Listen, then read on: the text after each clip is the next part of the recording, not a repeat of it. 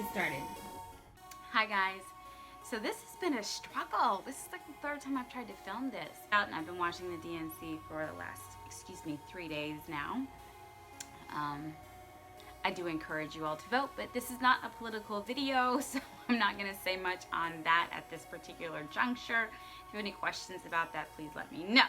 But moving on. This is actually, as the video is titled, Should I Stay or Should I Go? This is actually about my YouTube journey, and shout out to NIkki Hona for doing a video about this about a week ago, and I'll put a link to Nikki's video below as well.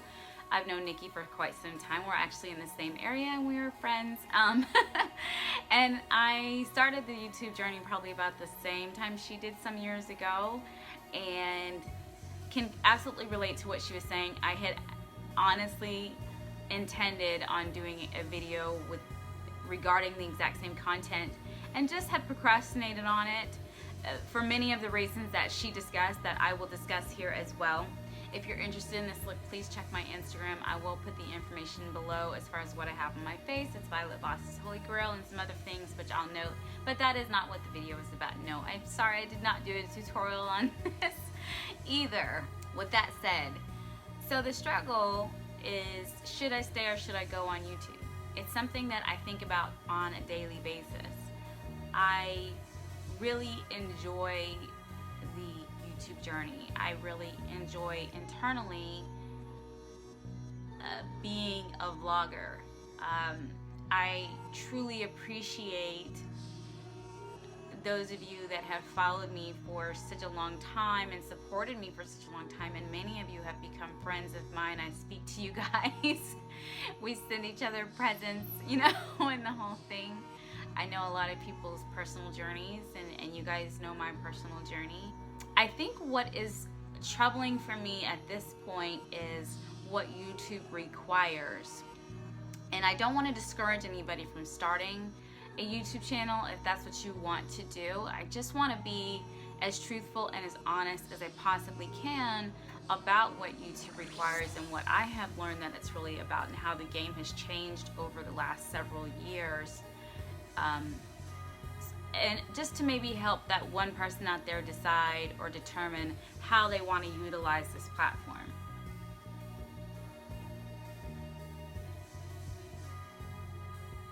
When I first got on YouTube, it was simply because I had seen a few YouTubers that I really enjoyed watching. I didn't have like 100 channels that I watched or followed. I just had the time.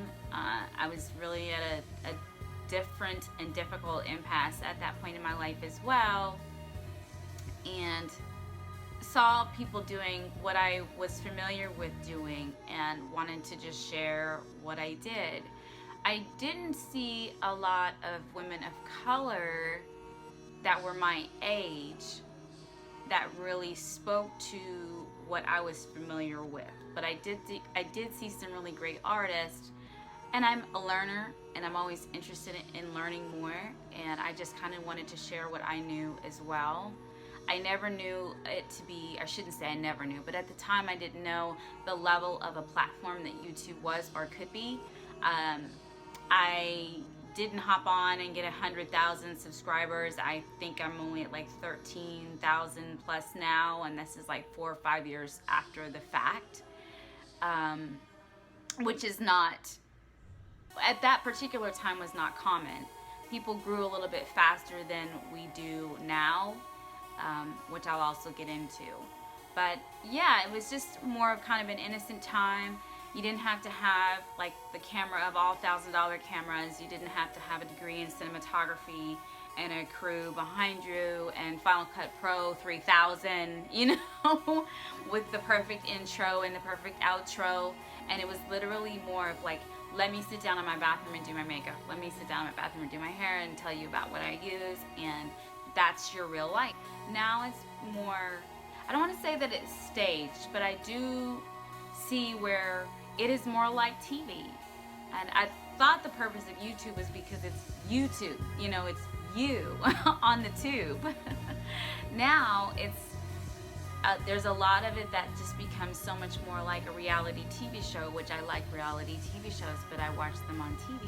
I really was going to YouTube to see people's true journeys, to see them trip, to see them laugh, to see them drop something in the kitchen, to see them put their makeup on and hate it, you know, but it looked awesome to the rest of us, or just share kind of what their reality was. And that's what I was doing. I didn't always speak about my life. I think when I started doing videos, I didn't even speak at all. I didn't do live videos very often. I really didn't like to. I typically did music layovers or overlays, which now also you can be penalized for. So now we're here some years later, and let me give you some statistics. On YouTube, the age range of most people that watch YouTube or are content creators is 18 to 33, 35 maybe. But the highest age range, I guess the highest age group that has the highest percentage in that particular grouping is about 25 years old, which makes sense. When I have gone to some of the shows, beauty cons, so on and so forth, that's about right as far as who's popular. I think the most popular girl on YouTube is a girl that's in Spain or something. She's got like 4 million something, I don't know, something crazy. And she gets like 1 million views a day. I think she's 18 or 19 years old.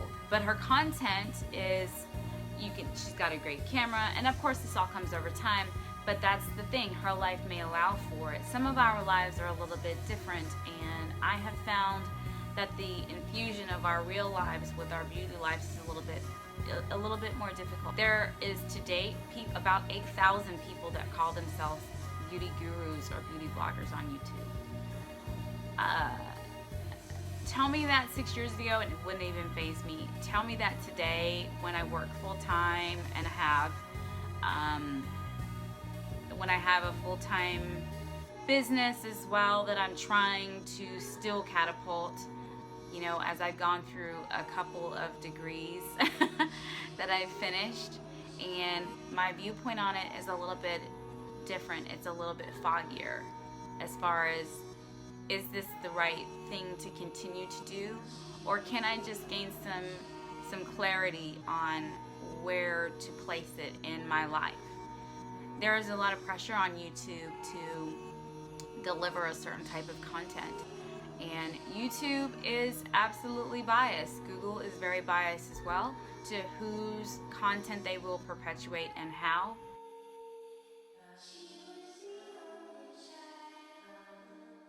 There are bigger issues now with copyrights and monetization. Things that were so much easier in the beginning are quite difficult now. I have found it is costing me a lot more money to maintain the channel than to stop and do it every day. The problem is when I don't do it, I do miss it. I have had some great supporters over the years and have made some great friends as well. And while I don't see myself going anywhere, I do have to consider how well the content will continue to fit into my life. How much value am I really adding to the community? And if I'm not adding value to the community, then is the community adding value to me? I even find myself watching some of the younger bloggers simply for the fact that the vloggers that I started out there that I was most familiar with, especially women of color, are now gone. They did not maintain their channels for many reasons. Some people's journey kind of catapulted into other things, but I see a lot of people have either turned YouTube into a job or they have stopped doing it altogether.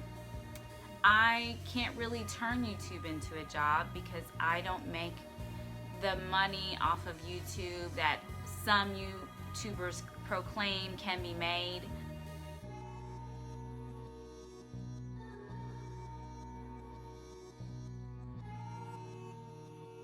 I am a little concerned at some of the videos that I have seen some people post in regards to the type of money that they make on YouTube, because I don't necessarily believe that to be true.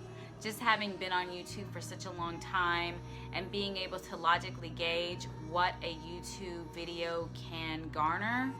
Can you live off of it? Absolutely. Do I want somebody to think that everybody is making 6 figures a year off of YouTube?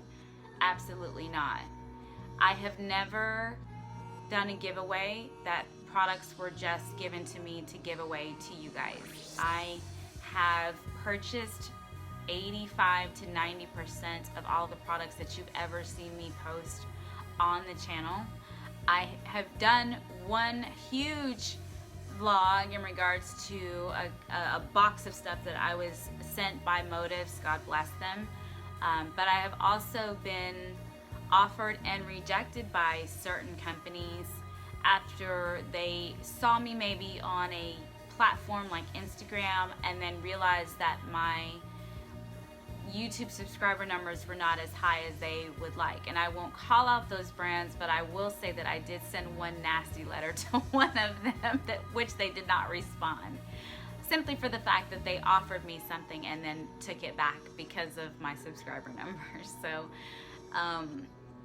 it takes a lot to make money off of YouTube. It takes a lot of time and a lot of energy, and I do think that it is important to have a niche market. And I think that unfortunately the beauty market and the beauty network is so saturated that it's hard for some of us to grow on the level that we'd hoped we'd grow. When I first started, I didn't know anything about the monetization or the ad value or getting paid or anything. I wasn't a partner until about 2 years in or so. And even that you have to be careful with, not with YouTube specifically or Google AdSense specifically, but I had joined a third-party network, which I'm kind of now regretting, and I can't get out of it, which I think some of you guys have probably seen me hashtag it over the years. I even discussed it when it first happened, and they have taken such a large and disproportionate amount of money that I would have made off of YouTube. It's quite frustrating. Their focal point is also within that same age range, and not very often women of color that are YouTubers as well. Outside of getting a free ticket to BeautyCon, I really haven't gained anything from being a part of a third-party network. So if you do decide to get on YouTube and it is your objective to make money and to monetize, I would say at the very least negotiate a good percentage from YouTube and probably stay away from a third-party network unless you're just that confident in your content and have enough subscribers to sustain or substantiate the loss of the percentage of money that they're probably going to take from you.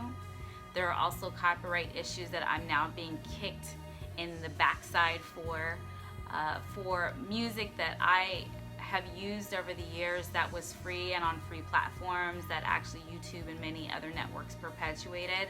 Now many of those artists are coming out of the woodwork to obtain their money back, or YouTube is allowing them to take the money off of our videos that already existed, like mine, and then we also lose money there, and I have as well. Probably 20 to 30 videos out of 200 I have already not been pinged for so much as the artist is now copywriting their music that they were giving away for free.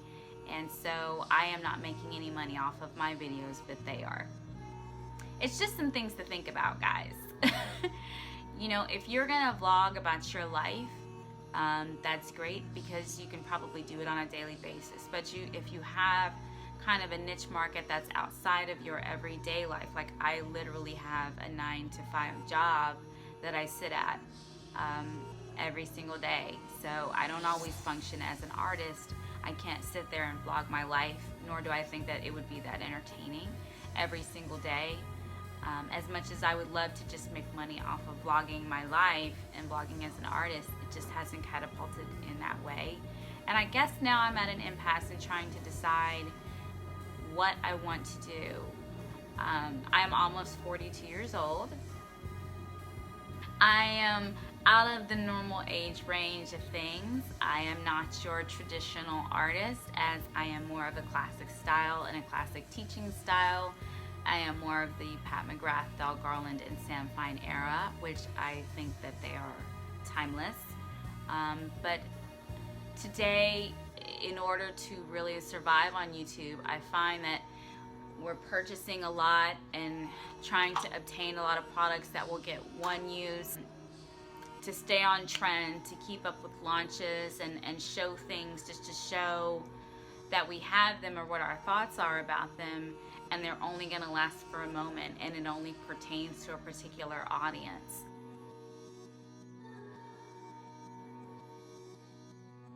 I always kind of fashioned myself as the little train that could.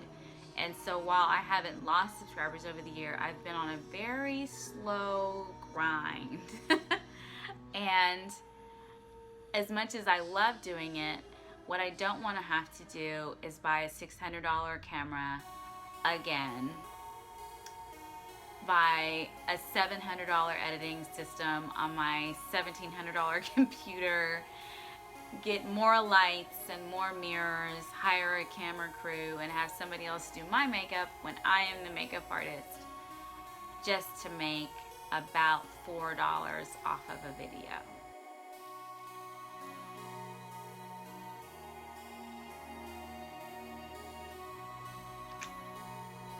With that said, I will still be here.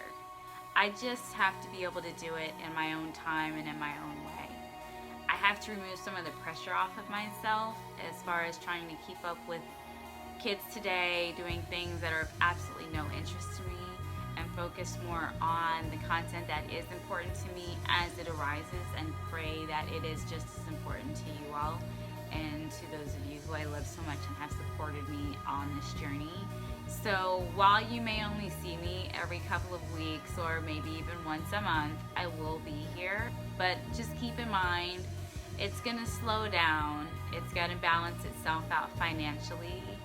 I am going to try to posture things that are just as important to me as I think they will be to you. I know I kind of rambled and went about, but I just wanted to let you guys know where my head was at. But I love you guys, and I will absolutely see you soon because I have too much product not to share. I just don't know how to get to it.